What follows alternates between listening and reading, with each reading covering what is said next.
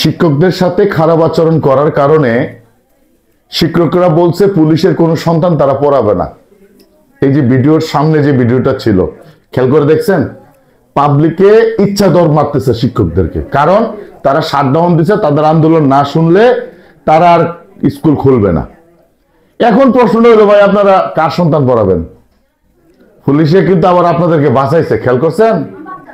আপনাদেরকে বাঁচিয়ে কিন্তু পুলিশ পাবলিকের কাছ থেকে নিয়ে সেভ করছে। এখন কি পুলিশের সন্তান পড়াবেন না পাবলিকের সন্তান পড়াবেন? যদি শুধু পুলিশের সন্তান পড়ান তবে কিন্তু আপনাদের পেট চলবে না।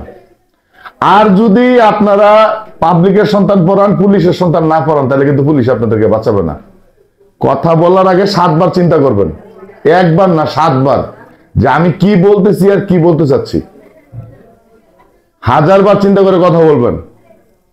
আপনারা শিক্ষক, সকল ছাত্র আপনাদের কাছে সমান, বাংলাদেশের সকল নাগরিক আপনাদের কাছে সমান, সেভাবে কথা বলবেন।